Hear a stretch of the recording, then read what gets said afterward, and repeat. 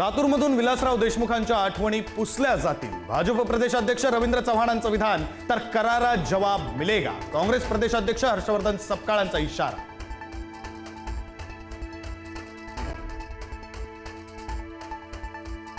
रवींद्र चव्हाणांविरोधात देशमुख बंधू आक्रमक. लोकांसाठी जगलेल्या माणसांची नावं मनावर कोरलेली असतात. रितेश देशमुखचा निशाणा, तर भाजपमुळे राजकारण खालच्या स्तराला. आमदार अमित देशमुखांनी सुनावलं.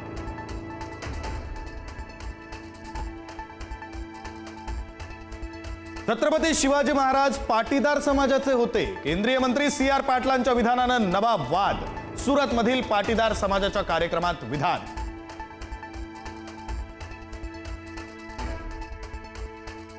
अहिल्यानगरमध्ये निवडणुकीपूर्वीच तणाव. महाविकास आघाडीच्या उमेदवाराच्या दारात बंदूक दाखवून दहशतीचा प्रयत्न. आमदार संग्राम जगतापांच्या स्वीय सहाय्यकावर आरोप.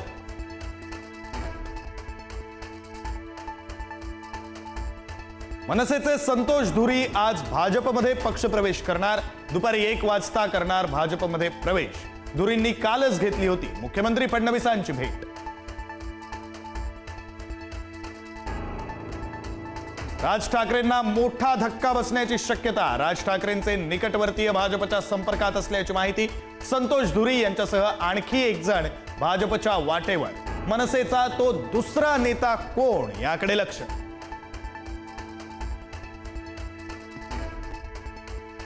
शिंदेच्या शिवसेनेनं उद्धव ठाकरेंना डिवचलं. उद्धव ठाकरेंच्या शाखा भेटीनंतर लालबागमध्ये पोस्टरबाजी. आमचं ठरलंय लालबाग परळची एकच शान, धनुष्यबाण अशा आशयाचे बॅनर.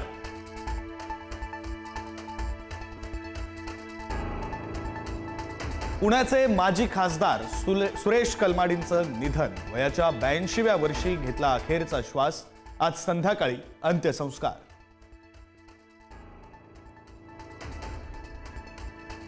यंदा पाऊस दगा देण्याची शक्यता. 2026च्या मान्सूनवर एल निनोचं सावट असणार. स्कायमेटचा अंदाज. एल निनोमुळे पावसाचं प्रमाण सरासरीपेक्षा कमी राहण्याची दाट शक्यता.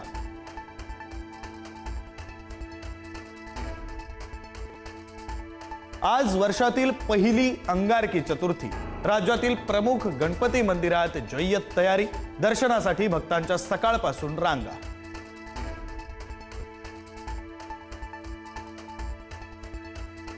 व्हेनेझुएलाच्या राष्ट्राध्यक्षांचं भारताशी आध्यात्मिक कनेक्शन.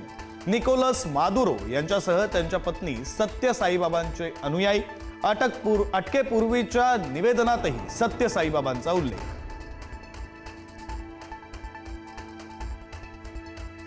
व्हेनेझुएलानंतर डोनाल्ड ट्रम्प यांचा कोलंबिया, मेक्सिको आणि क्युबाही ताब्यात घेण्याचा इशारा.